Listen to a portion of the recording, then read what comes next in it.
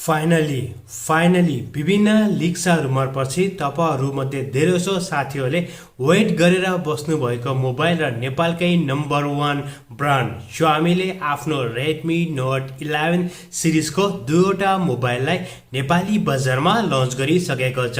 Finally हामीले भन्न पर्यो न, त्यो चाहिँ एकदमै धेरै बेला पहिला आउँछ भन्ने थियो के वाला फाइनल चाहिँ Redmi Note 11 Pro 5G र Redmi Note 11S नेपाली बजारमा लन्च भइसकेको छ र डाइरेक्ट हामी चाहिँ प्राइसको बारेमा कुरा गरौँ। कन्फिगरेसनहरु तपाईलाई थाहा नै छ, यसको कन्फिगरेसन राम्रै रहेको छ। 108 मेगापिक्सलको क्यामेरा रहेको छ। चार्जिङ एडाप्टर पनि एकदमै राम्रो रहेको छ। 67 वाटको चाहिँ सुपर फास्ट चार्जिङ एडाप्टर, त्यो पनि डब्बा भित्र पाउनुहुन्छ र चाहिँ सुपर एमोलेड डिस्प्ले रहेको छ है। सो TFT डिस्प्ले चाहिँ होइन के एकदमै राम्रो चाहिँ डिस्प्ले रहेको छ। सो यो चाहिँ जुन रहेको छ Redmi Note 11 Pro 5G को Redmi Note 11 Pro 5G भेरिएन्ट्सको प्राइसको बारेमा यदि हामीले कुरा गर्ने हो भने नेपाली बजारमा दुईवटा भेरिएन्ट्समा चाहिँ अवेलेबल रहेको छ।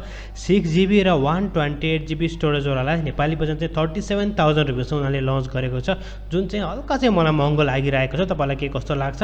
साथमा चाहिँ 8GB र 128GB स्टोरेजवाला चाहिँ 40,000 रुपियाँमा चाहिँ उनीहरूले लन्च गरेको छ।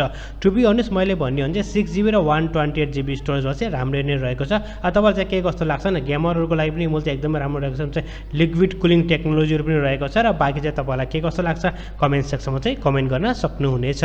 र तपाईलाई चाहिँ यसको प्राइस के कस्तो लाग्यो हाम्रो कमेन्ट सेक्सनमा कमेन्ट गर्न नभुल्नु होला। र Redmi Note 11S और Redmi Note 11 Pro 5G तपाईलाई मन पर्यो त्यो पनि हाम्रो कमेन्ट सेक्सनमा कमेन्ट गर्नु होला।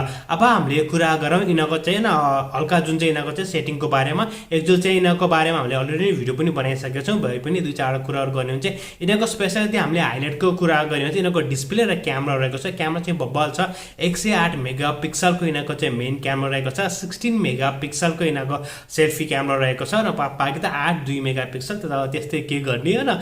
सो यसको साथ डिस्प्ले चाहिँ बब्बल रहेको छ। तपाईले चाहिँ एमोलेड डिस्प्लेको साथमा चाहिँ 120 हर्ट्जको चाहिँ रिफ्रेश रेटलाई देख्न सक्नुहुन्छ, जुन चाहिँ एकदमै राम्रो कुरा रहेको छ। प्रोसेसरको चाहिँ हामीले कुरा गर्ने चाहिँ प्रोसेसर चाहिँ स्न्यापड्र्यागनको 695 को चाहिँ यिनको प्रोसेसर रहेको छ। सो बाँकी चाहिँ डिजाइन लुक्सको बारेमा त तपाईलाई थाहा नै छ।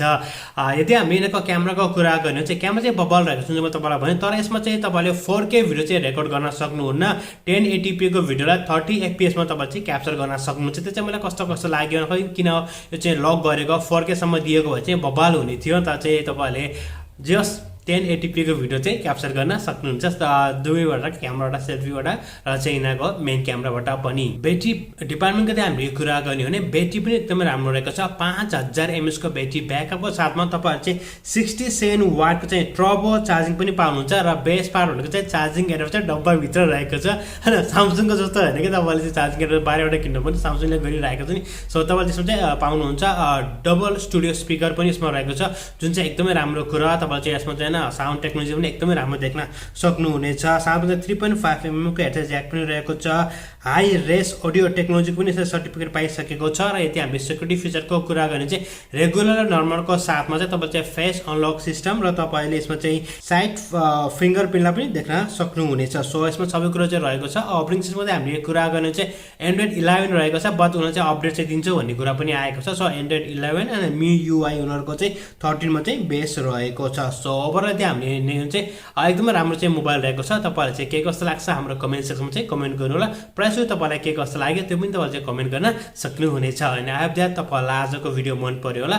यदि भिडियो सम्बन्धी कुनै पनि सल्लाह या सुझाव भए कृपया हाम्रो कमेन्ट सेक्सनमा कमेन्ट गर्नुहोस्। यदि तपाई हाम्रो च्यानलमा नयाँ आउनुको च्यानल सब्स्क्राइब गरी साथमा रहेको बेल आइकनलाई क्लिक गर्न पनि नभुल्नु होला।